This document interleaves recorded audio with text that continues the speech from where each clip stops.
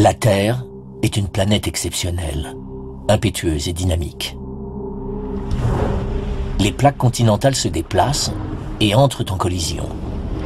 Des volcans font éruption, des glaciers se forment, d'autres régressent. Ces forces titanesques, perpétuellement en action, laissent derrière elles une traînée de mystères géologiques. L'aventure commence au plus profond de la Russie, en quête d'un océan de roches appelé les Traps de Sibérie. Les spécialistes ont décidé de creuser profondément dans le passé de la Terre pour découvrir la façon dont ce désert de roches noires s'est formé et mettre au jour les indices qui montrent que des éruptions volcaniques phénoménales ont rayé la majorité de la faune et de la flore sur Terre. Cet épisode est un des plus spectaculaires de la série, L'origine de la Terre.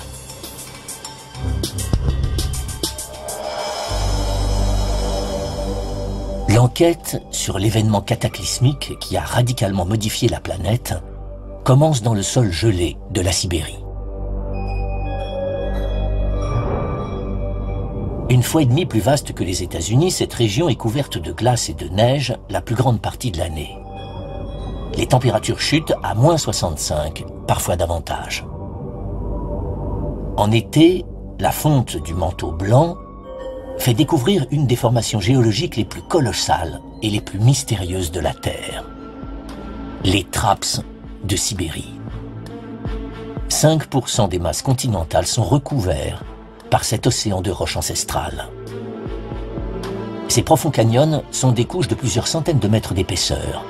Ces formations géantes sont appelées Traps, qui signifie escalier en suédois.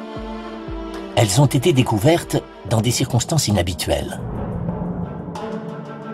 En 1863, le géologue polonais Aleksander Ciechanowski est exilé en Sibérie pour crimes politiques commis contre la Russie.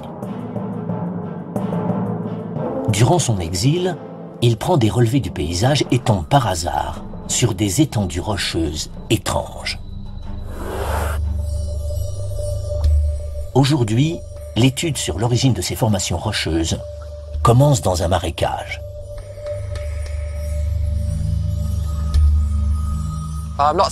Je ne suis pas venu dans ce marécage pour le plaisir. Ce marécage était typique en Sibérie avant la formation des Traps. Cette végétation et ces eaux stagnantes peu profondes tranchent avec l'environnement sibérien actuel. L'indice qui permet aux scientifiques d'affirmer qu'autrefois la Sibérie était marécageuse vient d'une roche banale trouvée sous les Traps. Du charbon. Des milliards de tonnes. Ce charbon se trouve en grande quantité en Sibérie. Il se forme à partir de végétaux, d'arbres qui meurent et tombent dans le marécage, et qui, à force d'être comprimés pendant des millions d'années, deviennent roches, comme celle que je tiens dans la main.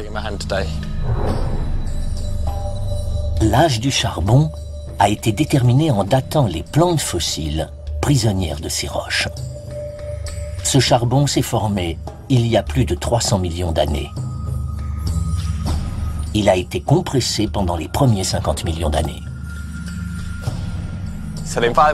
L'environnement ici était fait de marécages stables et d'une végétation dense. Soudain, il y a 250 millions d'années, tout change, et les Traps de Sibérie émergent au-dessus du charbon. Un événement d'une ampleur extraordinaire a dû se produire à l'époque. Nous allons étudier tous les aspects géologiques pour voir ce qu'on peut découvrir. L'étude géologique des Traps de Sibérie n'est pas une tâche facile. Ils sont situés dans une des régions les plus isolées et les moins explorées de la planète. Howard et ses collègues se lancent dans un périple de plus de 1500 km à Sibérie, sur l'eau et sur terre, et en affrontant des légions de moustiques. On a mis près de 7 jours pour atteindre cette région isolée de Sibérie. Cet après-midi, nous avons enfin trouvé les roches que nous voulons étudier. Ces pointes rocheuses parmi les arbres constituent la lisière des Traps de Sibérie. Les géologues sont à même d'identifier ces formations rocheuses typiques de loin, sans quitter leur bateau. Les aiguilles rocheuses derrière moi sont en basalte. On en a étudié à divers endroits. Or, ce qu'on a vu n'est qu'une infime partie du basalte qui couvre toute une partie de la Sibérie. Ces roches trahissent la façon dont les Traps se sont formés. Le basalte est une roche qui provient d'une source unique, une éruption volcanique.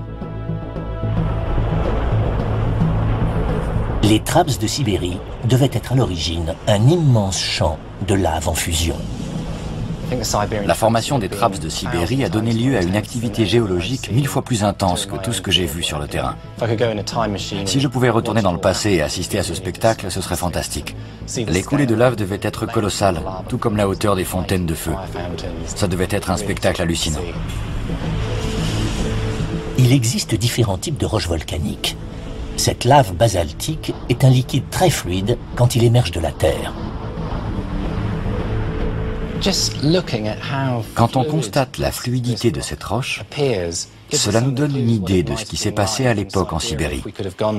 Il devait y avoir des coulées de lave dans toutes les directions et sur des milliers de kilomètres. Coulées de basalte est le nom donné à ces plaines de lave visqueuse.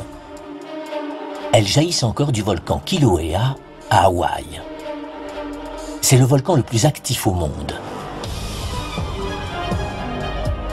Après 25 ans d'éruption continuelle, les champs de lave basaltique ont submergé plus de 10 km² de l'île. Mais les Traps de Sibérie sont plus grands, 500 000 fois plus grands. Chacune des marches est le résultat d'une coulée de lave distincte. Les couches se superposent jusqu'à former des montagnes de 1500 mètres de hauteur et sur une superficie équivalente à celle des États-Unis. Imaginez les États-Unis couverts à perte de vue d'une sorte d'asphalte accidenté. Voilà à quoi ressemblait probablement la Sibérie quand les Traps se sont formés. Les géologues ont découvert comment les Traps ont vu le jour. À présent, ils veulent savoir combien de temps cette méga-éruption sibérienne a duré. Heureusement, la roche volcanique contient des minéraux minuscules qui se forment lorsque la roche se cristallise et qu'elle refroidit et durcit. Et certains de ces minéraux sont radioactifs. Comme ils perdent de leur radioactivité au fil du temps, ce sont de petites horloges. Ils apparaissent quand la roche refroidit. En les analysant, on peut savoir quand la roche s'est formée. La datation de la plus vieille lave indique que les Traps de Sibérie ont commencé à apparaître il y a 250 millions d'années. En datant la lave la plus récente, les scientifiques savent combien de temps a duré cette éruption hors norme. Les résultats sont surprenants. La lave a continué à jaillir et à former des strates toujours plus épaisses pendant une période incroyable d'1 million d'années. C'est la coulée de lave la plus colossale de l'histoire de la Terre. L'étape suivante pour les scientifiques est de comprendre pourquoi cette vaste éruption a eu lieu en Sibérie. La plupart des volcans émergent au point de rencontre entre deux plaques continentales qui sont de fines couches d'écorce terrestre sur lesquelles reposent les continents et qui se heurtent entre elles en glissant à la surface de la Terre. Toutefois, les Traps de Sibérie sont situés au centre d'une immense plaque continentale. Les experts doivent donc trouver une autre explication.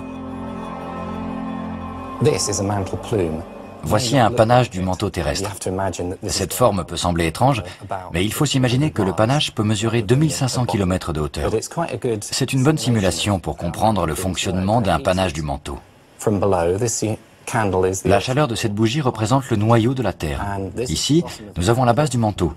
La chaleur réchauffe et fait fondre le manteau qui remonte sous forme de lave vers la surface. C'est comme ça que les Traps de Sibérie ont vu le jour en surface. Les panaches sont un des grands mystères de la géologie. On ignore pourquoi ils se déclenchent ou s'arrêtent, mais leur forme explique pourquoi les éruptions qu'ils provoquent sont si violentes et si colossales. Le champignon au sommet du panache peut mesurer 2500 km de diamètre. Les éruptions volcaniques couvrent donc de vastes étendues, des centaines de milliers de kilomètres carrés. Et la tête ne dure pas très longtemps. Elle provoque des éruptions durant des centaines de milliers d'années, 1 million d'années tout au plus. des indices nous donnent une idée de l'époque à laquelle les traps de Sibérie sont apparus. Il y a 250 millions d'années, une vaste bulle magmatique a déchiré l'écorce terrestre et a dévasté toute forme de vie en surface. Deux types de roches prouvent qu'autrefois, la Sibérie avait un tout autre visage. Le charbon révèle qu'avant l'apparition des traps, la région était marécageuse. La lave basaltique prouve que l'ère des marécages a été rayée par l'éruption d'un supervolcan. Les géologues ont réuni suffisamment de preuves pour affirmer que la méga-éruption sibérienne se révélera le cataclysme le plus dévastateur sur Terre. Ce cataclysme durera 1 million d'années. Les années les plus mortelles de l'histoire de la Terre commencent.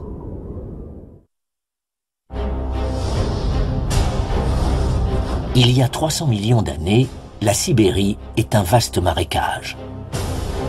Mais sous la surface, un panache de lave se dirige vers la surface.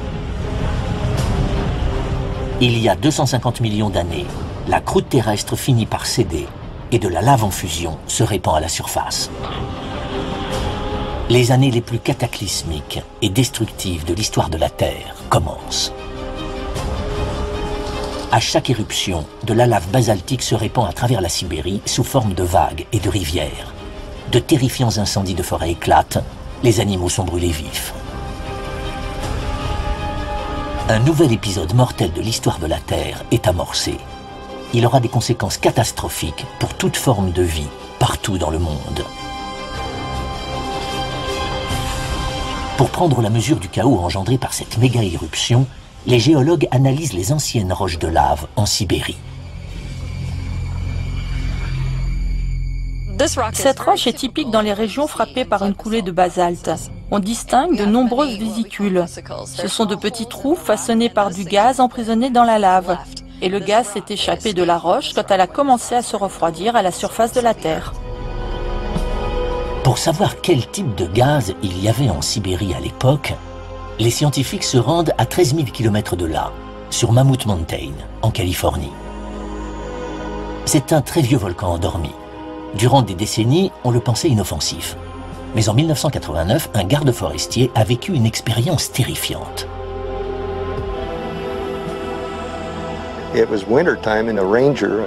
C'était en hiver. Il était en train d'inspecter cette zone. Puis il a voulu se protéger du vent et il s'est installé dans une niche sous le toit. Soudain, il a été pris de vertige. Il s'est senti mal. Il a eu la présence d'esprit de se dire que l'air était peut-être vicié à l'intérieur. Il est redescendu par l'échelle et il s'est senti beaucoup mieux. Mais cette mésaventure est restée un mystère. Quelques mois plus tard, les arbres de la zone se mettent à mourir. Un phénomène étrange doit se produire. Il fallait trouver quelque chose qui pouvait à la fois provoquer des vertiges aux êtres humains et provoquer la mort des arbres. Les recherches de Farrar montrent qu'un gaz toxique était en cause. Un gaz qui suintait en surface depuis l'intérieur de la Terre. Les analyses permettent d'identifier ce gaz. C'est du dioxyde de carbone, un dérivé de l'activité volcanique. Il est libéré par le magma quand ce dernier émerge à l'air libre. Comme cette bouteille d'eau gazeuse, le magma sous terre contient du dioxyde de carbone. Quand le magma atteint la surface de la Terre, le gaz s'échappe. Comme quand on ouvre une bouteille d'eau gazeuse. Le dioxyde de carbone jaillit de la bouteille. C'est le même gaz qui jaillit à la surface du Mammoth Mountain. Aujourd'hui, la lave accumulée sous la surface libère 1000 tonnes de dioxyde de carbone par jour.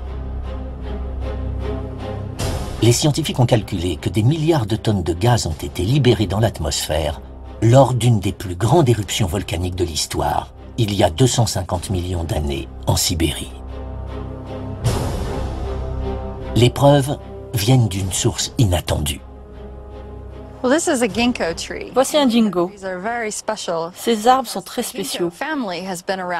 Ils existent depuis très longtemps, depuis 270 millions d'années. Et ils n'ont guère changé au cours de l'histoire. Comme le dingo a si peu changé au fil des millénaires, c'est l'espèce idéale pour comparer le présent avec le passé. La surface des feuilles est parsemée de pores microscopiques appelés stomates. Les plantes utilisent ces stomates pour assimiler du dioxyde de carbone.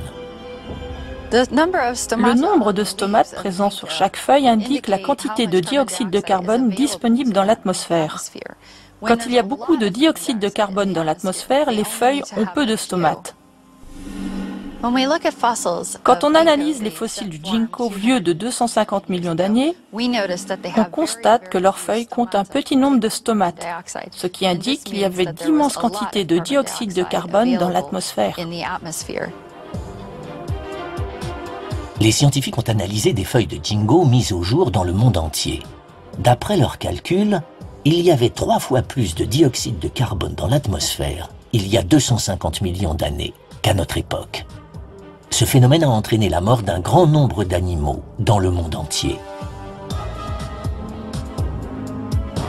Le seul phénomène capable de produire des quantités de dioxyde de carbone aussi massives, c'est une activité volcanique titanesque.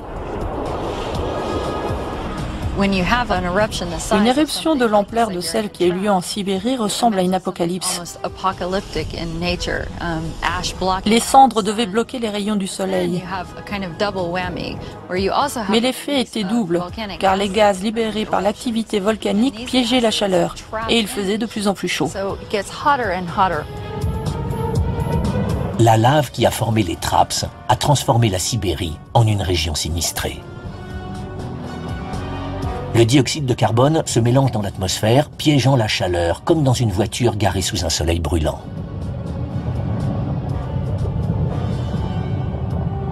Le bassin du Karoo, en Afrique du Sud, se trouve à 11 000 km de la Sibérie. Ici, les preuves dans la roche indiquent aux géologues que le dioxyde de carbone issu de l'éruption sibérienne a provoqué un désastre climatique sur toute la surface du globe. Le lit asséché d'une très vieille rivière serpente à travers le paysage. Ces roches ont été datées de juste avant et juste après le début de l'émergence des traps de Sibérie. Et c'est de l'argilite. Ces roches se forment dans le lit des lacs et des rivières à partir de vases comprimés. Comme en Sibérie, cette région était également un vaste marécage. On y trouve également des indices de changement. Les roches vertes que je foule sous mes pieds sont les plus anciennes. Les autres de couleur rouge sont plus jeunes. Les roches rouges indiquent qu'il y a eu une modification environnementale, que le climat est devenu plus sec et plus chaud.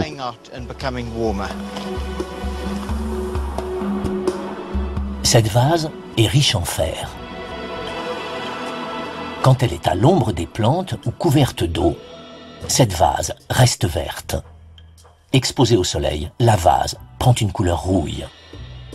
Les roches rouges prouvent qu'à une époque, la végétation et l'eau qui recouvraient la vase ont disparu.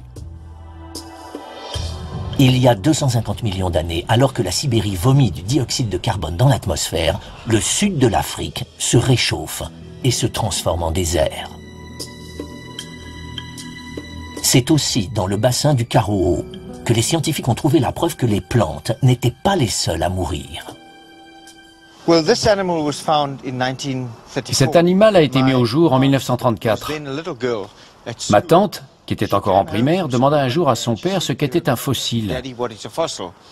Et mon grand-père lui a répondu « Partons faire un pique-nique dans les collines pour voir si on ne peut pas en trouver un. » Ils se sont donc rendus dans les collines et parmi d'autres os, ils ont trouvé celui-là. Non loin de chez eux, la fillette et son grand-père ont mis au jour les restes d'un animal inconnu à l'époque. Il s'agit d'un gorgonopsien. C'est un reptile carnivore de 3 mètres de longueur qui vivait dans le sud de l'Afrique durant le Permien, des centaines de millions d'années avant l'apparition des dinosaures.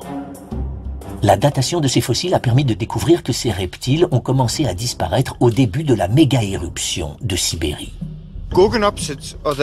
Les gorgonopsiens étaient les prédateurs dominants durant le Permien. On les trouve dans les différentes couches rocheuses du Permien. Les gorgonopsiens vivaient ici il y a 260 à 250 millions d'années.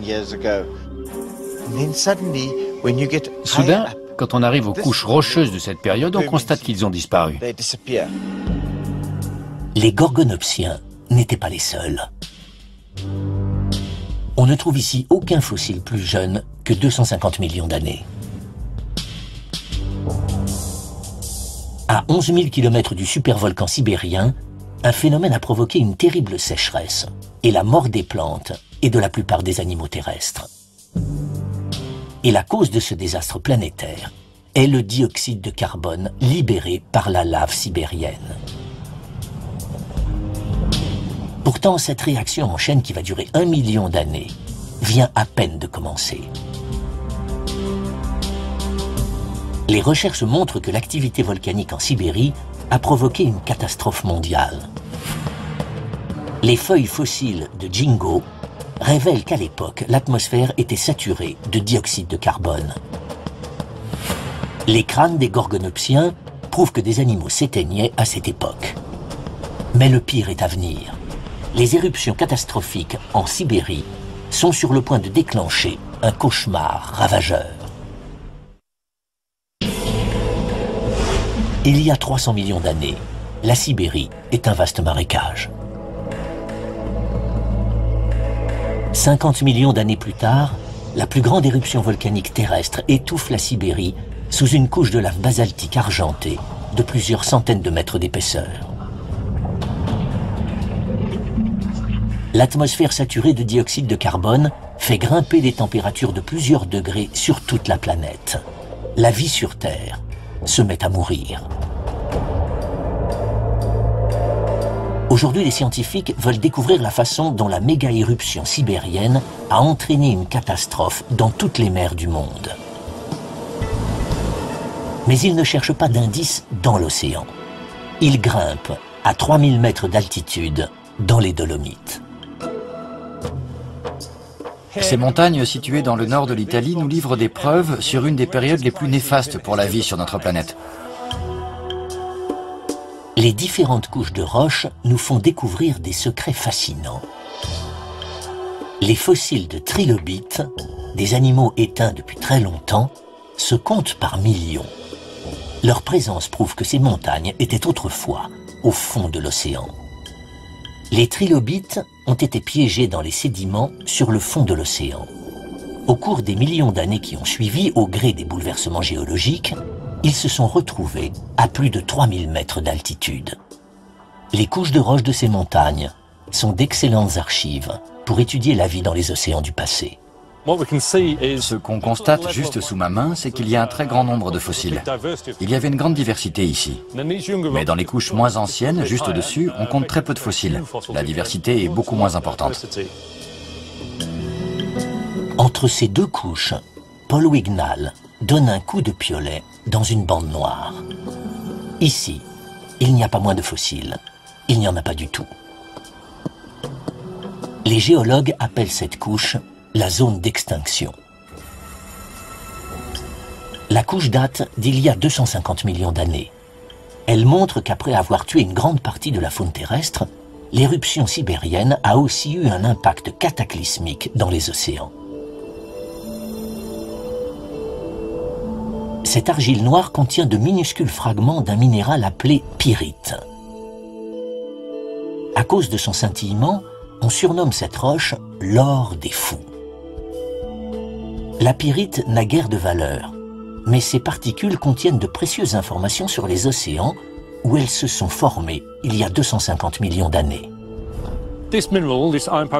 La pyrite apparaît uniquement en l'absence d'oxygène. C'est donc un indice très concluant sur ce qui s'est passé à l'époque de leur formation. La présence de pyrite prouve que l'eau dans laquelle ces particules se sont formées ne contenait plus d'oxygène. Les scientifiques sont convaincus que le réchauffement dû au dioxyde de carbone rejeté par les éruptions volcaniques en Sibérie est directement en cause pour expliquer cette absence d'oxygène. La circulation de l'eau dans les océans dépend de la différence de température. Il fait froid aux deux pôles et il fait chaud à l'équateur. L'eau circule ainsi entre les pôles et l'équateur. Mais s'il fait chaud partout sur Terre, l'eau des mers ne circule plus. Et quand elle stagne, elle n'a plus les moyens de se réoxygéner. L'eau des océans était aussi calme et chaude que l'eau d'une baignoire. Et l'eau chaude absorbe moins d'oxygène. On peut recréer ces conditions néfastes chez soi avec un aquarium.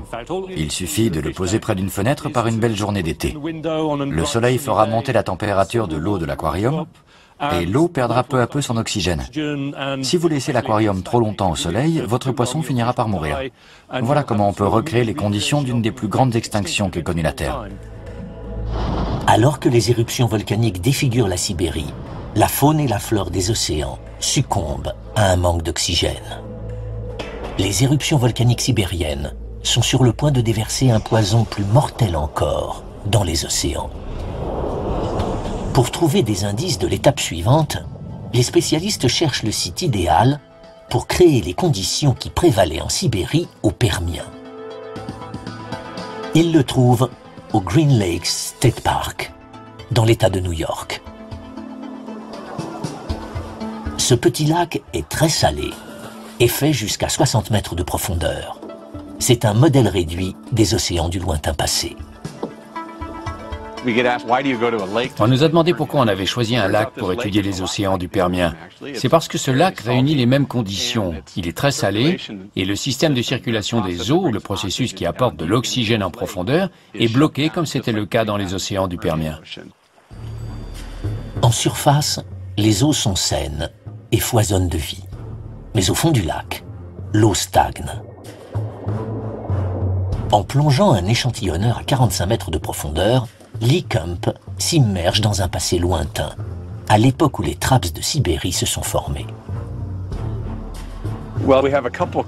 Nous avons deux indices qui nous donnent une idée de ce qui se passe au fond du lac. La première, c'est la couleur. L'eau du fond est rose, parce qu'elle est saturée de millions de bactéries pourpres sulfureuses au centilitre carré. Le second indice, c'est l'odeur. Ça sent très mauvais, comme l'odeur d'œuf pourri, ce qui est caractéristique du sulfure d'hydrogène. L'oxygène est toxique pour ces bactéries. L'eau stagnante est donc idéale pour favoriser leur multiplication. Ces unicellulaires primitifs foisonnent là où les autres animaux suffoquent. Mais ces bactéries ont un effet néfaste. Elles produisent un poison sournois appelé sulfure d'hydrogène. Une infime quantité peut être fatale. Les ouvriers qui travaillent dans les égouts doivent porter des détecteurs de gaz. Le sulfure d'hydrogène prive le corps d'oxygène. C'est aussi une neurotoxine très puissante, ce qui renforce sa nocivité. L'effet le plus insidieux du sulfure d'hydrogène, c'est qu'il paralyse le nerf olfactif. En d'autres termes, on ne peut plus le détecter. C'est terrifiant. Quand on ne peut plus le repérer à l'odorat, si son taux augmente, ce gaz peut vous tuer. Lee Kump veut découvrir si les mêmes bactéries mortelles polluaient les océans après que les eaux aient été privées d'oxygène par les éruptions sibériennes. Il cherche un indice dans des roches vieilles de 250 millions d'années. Comme les bactéries ne laissent pas de fossiles, il tente de trouver leurs traces chimiques. Les indices qu'on cherche s'appellent des marqueurs biologiques. Ce sont des fossiles chimiques, des particules d'organismes qui ont été préservées sur de longues périodes de temps géologique dans ces roches.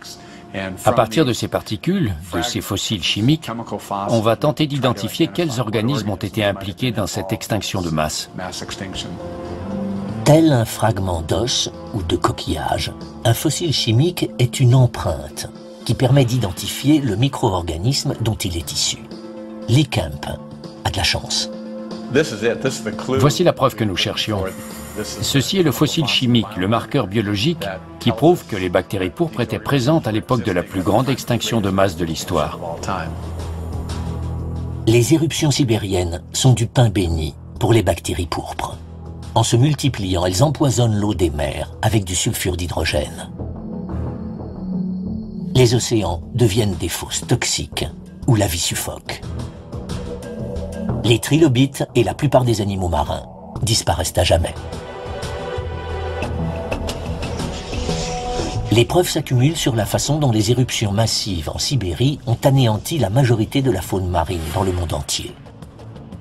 Leurs défauts montrent que la mer était très pauvre en oxygène. Les marqueurs biologiques prouvent que l'eau de mer était empoisonnée par du sulfure d'hydrogène, un composé mortel. La Terre est en train d'étouffer. Les créatures vivantes ne peuvent plus compter sur leurs deux ressources essentielles, l'air et l'eau. Les réserves de charbon enfouies dans le sol constituent une nouvelle menace en alimentant les incendies.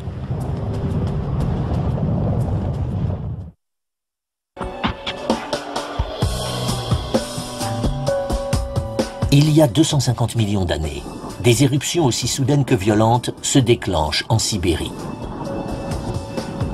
Elles vont durer 1 million d'années, formant des couches de roches basaltiques de plusieurs centaines de mètres d'épaisseur. Sous le basalte, il y a 5 milliards de tonnes de charbon. Lors des éruptions, ce combustible va prendre feu et se consumer. Pour les géologues, le charbon est un indice fondamental pour comprendre comment un supervolcan a pu rayer la quasi-totalité de la vie sur Terre. Le charbon est issu de la décomposition de végétaux morts. Quand il brûle, des matières volatiles, dont des gaz, parmi lesquels le méthane. La lave issue des éruptions volcaniques met en feu ce charbon. C'est comme si on versait de l'essence sur un barbecue. Matthew Salzman aimerait découvrir comment cet immense incendie de charbon a nui à la vie sur Terre. Sa quête commence dans un désert de bitume, Paris, mais dans une ville de Pennsylvanie. Je me trouve ici dans ce qui ressemble à une zone de guerre. Difficile de croire que c'est la route principale qui mène à une ville de plusieurs milliers d'habitants. Ces crevasses et les gaz qui s'en échappent tout autour de moi ont transformé la cité en ville fantôme. Ce phénomène nous donne un indice clé pour résoudre le mystère de la plus grande extinction de l'histoire de la Terre. En 1962, la ville minière de Centralia comptait 4000 habitants. Un incendie accidentel a mis le feu au filon de charbon, provoquant un brasier incontrôlable en sous-sol. Du méthane a commencé à filtrer par les crevasses. Aujourd'hui, la ville est abandonnée. L'incendie souterrain fait toujours rage et du méthane s'échappe toujours du sous-sol.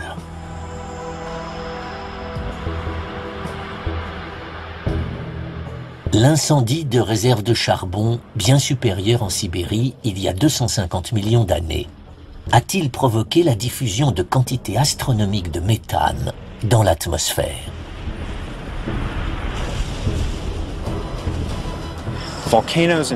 En Sibérie, la lave a traversé les couches de charbon avant de jaillir en surface.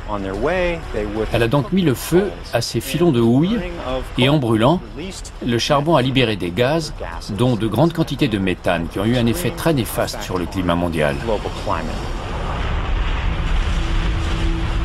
Alors que les éruptions se poursuivent en Sibérie, les températures mondiales grimpent encore de 5 degrés. Le changement climatique est trop radical pour l'imputer au seul dioxyde de carbone. Il doit y avoir un autre coupable. Le méthane est le suspect principal. Il est 20 fois plus efficace que le dioxyde de carbone pour piéger la chaleur dans l'atmosphère. Les scientifiques analysent des roches pour avoir la preuve que le coupable est bien le méthane issu des incendies de charbon en Sibérie. Ils découvrent un indice chimique révélateur. Du carbone léger. Ce charbon est la signature du méthane. On en a trouvé dans toutes les zones d'extinction de la Terre entière, depuis l'Antarctique jusqu'en Italie. Une autre preuve de l'impact mondial de l'éruption sibérienne. Les géologues découvrent des taux astronomiques de carbone léger. Des milliards de tonnes de gaz ont été relâchés dans l'atmosphère.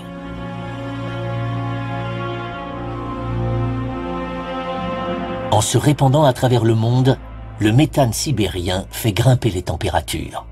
La faune et la flore dans toutes les régions du monde sont dévastées par ce chaos climatique. La Terre est devenue un endroit dangereux pour la vie. Il y avait un manque d'oxygène dans les océans. Il faisait bien plus chaud et sec sur les continents. Les couches d'ozone se réduisaient sous l'effet du taux élevé de méthane dans l'atmosphère. La Terre était devenue un endroit des plus inhospitaliers. Le charbon en feu n'est sans doute pas la seule source du méthane qui a réchauffé le climat il y a un quart de million d'années. Au Brookhaven Energy Lab, les scientifiques fabriquent de la glace qui brûle, de la glace de méthane. Dans la nature, elle est enfouie dans le fond marin ou prisonnière du pergélisol. Cette découverte réjouit les géologues. Les réserves de glace de méthane sont plus importantes que les réserves combinées de toutes les autres énergies fossiles. C'est peut-être l'énergie du futur, mais elle est peut-être aussi la clé du grand cataclysme du Permien. Après des centaines de milliers d'années d'éruption, le charbon en feu et la glace fondante relâchent suffisamment de méthane pour faire grimper les températures de 6,5 degrés. La vie sur Terre est menacée d'extinction totale. 1 million d'années après le début de l'éruption sibérienne, le plus grand cataclysme de l'histoire de la Terre s'arrête. La vie sur Terre a payé le prix fort. Plus de 95% des espèces ont été rayées de la carte. Les recherches révèlent l'ampleur des éruptions volcaniques sibériennes et la façon dont elles ont changé la face de la Terre. Le carbone léger trouvé dans la roche prouve que l'atmosphère était saturée de méthane. Ce gaz serait issu de l'incendie des houillères sibériennes. La Terre n'est plus la même qu'1 million d'années auparavant. L'atmosphère, la Terre et les océans sont bouleversés. Les rares espèces qui ont survécu sont des pionnières dans un monde nouveau. Elles sont sur le point de changer le cours de l'histoire.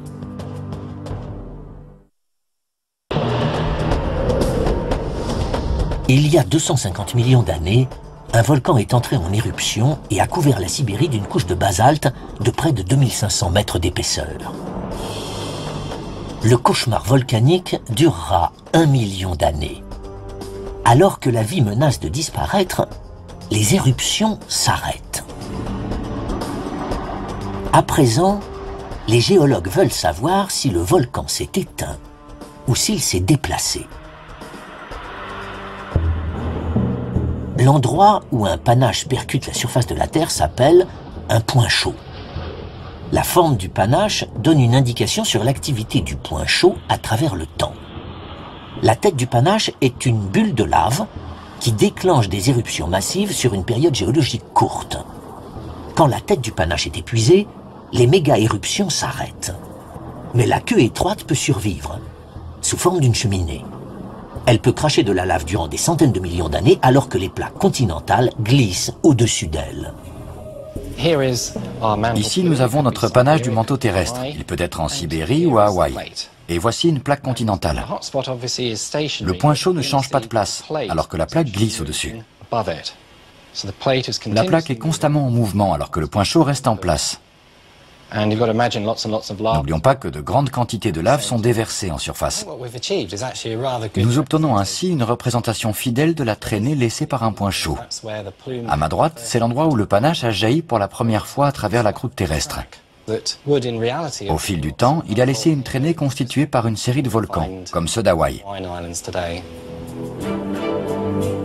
La chaîne hawaïenne a été forgée par un panache lorsque la plaque pacifique est passée au-dessus à une vitesse de 50 km tous les millions d'années. Mais les scientifiques ne trouvent aucune trace de la traînée laissée par le panache qui a surgi en Sibérie il y a 250 millions d'années. L'enquête a montré que le point chaud sibérien a provoqué 1 million d'années de chaos et de dévastation. Mais ensuite, nulle trace de la bulle de lave. Les trappes de Sibérie ont dû laisser une traînée d'éléments volcaniques liés à ces mouvements. Mais la période géologique est tellement ancienne que les processus géologiques ont effacé les traces. Ils les ont enfouies. Certaines traces ont même réintégré le manteau terrestre. Les scientifiques ne découvriront sans doute jamais ce qui est advenu du point chaud sibérien. La dynamique de la Terre a probablement effacé toute trace de ce phénomène. Une chose est sûre, la méga-éruption volcanique en Sibérie n'a pas anéanti toute la vie sur Terre. Mais nous l'avons échappé belle. C'est la pire extinction qu'ait connue la Terre. On peut se demander combien de temps la faune et la flore ont mis pour s'en remettre. Selon les estimations, 8 à 10 millions d'années plus tard, la vie nouvelle commençait à peine à se diversifier. Le charbon, qui est à l'origine de l'étude des traps de Sibérie, témoigne des effets dévastateurs du panache. Pendant 25 millions d'années, il n'y aura plus de formation de houille ni en Sibérie ni ailleurs dans le monde. Cela prouve que bien que la flore ait survécu à l'extinction de masse, il lui a fallu des dizaines de millions d'années avant de pouvoir prospérer. De même pour la faune du sud de l'Afrique. Dans sa propriété familiale, Bruce Rutbidge a découvert un autre fossile crucial pour ses recherches. Quand un terrier s'effondre, les animaux qui y vivent ou qui y sont piégés se transforment en fossiles. Voici le bouchon d'un ancien terrier. Ce qui est excitant, c'est qu'il y a un animal préservé à l'intérieur de ce bouchon. Cet animal est mort dans ce terrier il y a 250 millions d'années. Voilà à quoi il ressemble. Ici, on a la tête, et là, on distingue une petite queue. Cette créature a joué un rôle immense pour la vie animale depuis 250 millions d'années. Ce fossile représente l'avenir de la vie sur Terre. Ce terrier est crucial pour l'existence de l'homme sur Terre. Ce petit animal est un ancêtre lointain des mammifères et donc de l'homme. Et s'il a survécu à la longue période d'extinction, c'est sans doute dû au fait que ce terrier l'a protégé des produits toxiques qui décimaient les autres espèces. C'est donc grâce à un trou dans la Terre que nous sommes là aujourd'hui. L'éruption qui a donné naissance aux traps de Sibérie a engendré une course à la survie. Plus de 95% des espèces animales ont été rayées de la carte. Seuls les mieux adaptés et les plus chanceux ont échappé au coup près. Ce million d'années est le laps de temps le pire de l'histoire de la Terre. Cependant, par rapport à la vie aujourd'hui, c'est la meilleure chose qui a pu se produire. C'est la plus grande catastrophe subie par la vie sur Terre. Mais si elle n'avait pas eu lieu, l'évolution aurait suivi un autre cours, et les êtres humains n'auraient jamais vu le jour. L'éruption sibérienne qui a duré 1 million d'années a profondément bouleversé la Terre. Depuis les plus hautes atmosphères jusqu'au plus profond des océans, la planète a changé tellement vite que l'évolution a été prise de vitesse. Dans ce nouveau monde géologique, la vie était dépassée. Les rares survivants ont façonné l'avenir en transmettant leurs adaptations à leur descendance. Les dinosaures, les oiseaux et les mammifères, dont les humains. L'arbre de la vie avait été élagué de façon drastique, mais la classe des mammifères est apparue et l'homme a pu se développer.